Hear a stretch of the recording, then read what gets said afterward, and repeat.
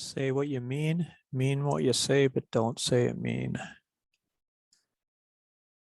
I was thinking about that a little bit this morning when somebody said something that hurt my feelings. And, we're never hurt any more than our perception. So, pain is usually ego-based. So I can't blame anyone else for how I feel about any given thing. But that's not to say that it's okay to be mean to people because, our feelings do get hurt.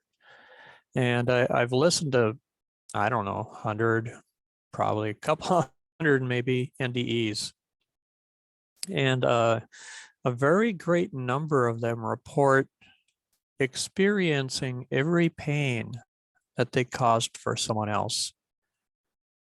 Boy, if that's the case, I don't look forward to going to heaven if I got to go through that first. But I guess, I've dogged some people and I've made some bad decisions and done good and bad things in life.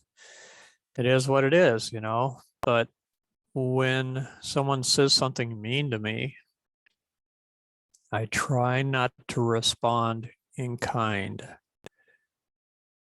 Not because I'm afraid of the future consequences, but first and foremost, because I just don't want to be like that.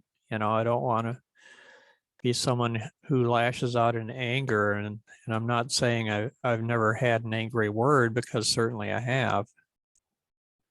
But I try to silence that state of emotion, my boiling intellect, whatever it is in the moment, and the scripture says that the meek will inherit the earth. So I looked up the word meek because I questioned it, and meek, it turns out, is Greek for power under control.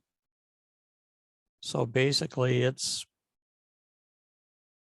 something other than self-will run riot, for sure, but it's controlling yourself and being a gentleman or a lady, somebody that's dignified and doesn't let their emotions overload their butts. Like, I think the saying goes, don't let your mouth overload your butt.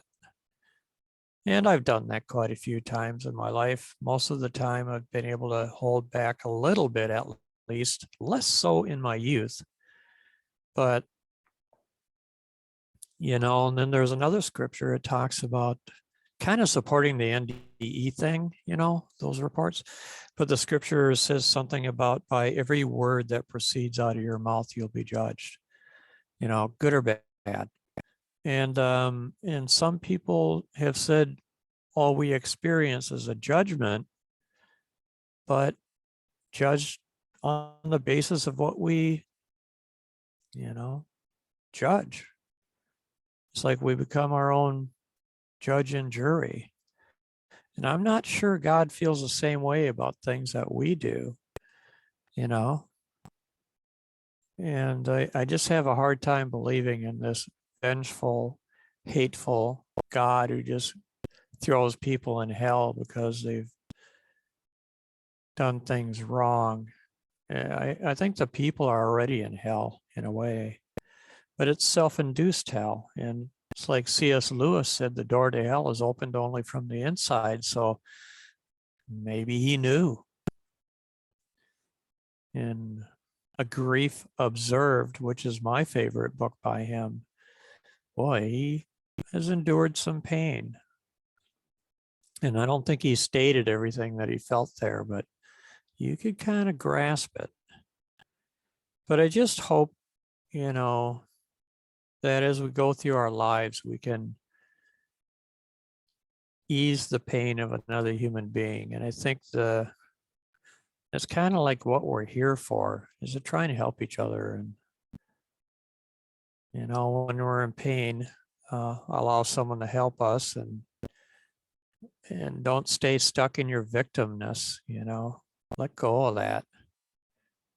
if there's one word that's probably not very useful in the English language, at least, and that's the only one I have a small grasp on its rules and language, but it's the word victim. It's like, really, what good does that do anybody? I mean, there are such things as victims, but at some point you got to take your power back. And forgiveness is it always runs deeper than the wound that calls it into action. And I felt a lot of emotional, spiritual pain in my life. And during the dark night of the soul, I felt like a slow knife was being pushed into my spirit. And it was really just god awful pain. And it was as slow and as incremental a push as could possibly be perpetrated. That's how much it hurt. But on the tip of that knife was the seed of forgiveness. The very tip, sharp tip of that knife, there was a seed of forgiveness. And the deeper the pain plunged into my heart, into the deepest part of who I am, when the knife came out, it left behind that seed. And the wall of that seed is only dissolved at the center of who we really are. And there's a light in there that shines, and the darkness doesn't understand it. But it's unconditional love, and the soil that is in the inside of us breaks off, or helps degrade the outside of the seed.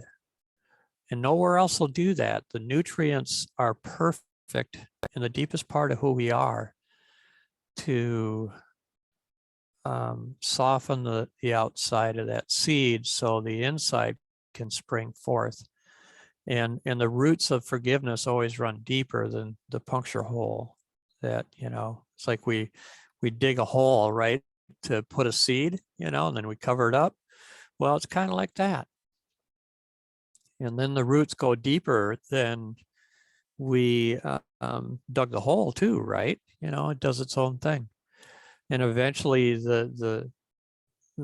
we being a soul, and that being inside of our soul and our heart, the seeds that are planted there are the ones that can grow, but only the ones that are good can grow there, that because the dark seeds can't grow there. It's not possible. It really, if we go deep enough, it's not possible to be off our spiritual path. It's like God has always been with us, even when we felt alone. I think that unconditional love was always there. And at least that's what I chose to do during the dark night of the soul. I chose to love and trust God no matter what. And eventually the dark night of the soul period ended. And it's not to say that we aren't all in one to some degree or some part of us. Who knows? All the layers of truth that are in life. But peeling back the layers of our pain and exposing them to the light is what changes their nature into what they are supposed to be. Nothing grows well in darkness. Nothing good grows well in a dark spiritual place, other than the things that are meant to be grown there. And there are some things. St. John of the Cross, who wrote Dark Night of the Soul, he talked about the rays of darkness, which also belong to God, and how even the darkness to God was like light. So it might be dark to us, but but generally I've found out in life is that I see darkness, it's because I've turned my back on the light, and we're walking in our own shadow, if you will. Why do that? So anyway, truth without compassion is cruelty, and remember, say what you mean but what you say, but don't say it mean. Okay, go out and help make the world a better place to live in. Peace out.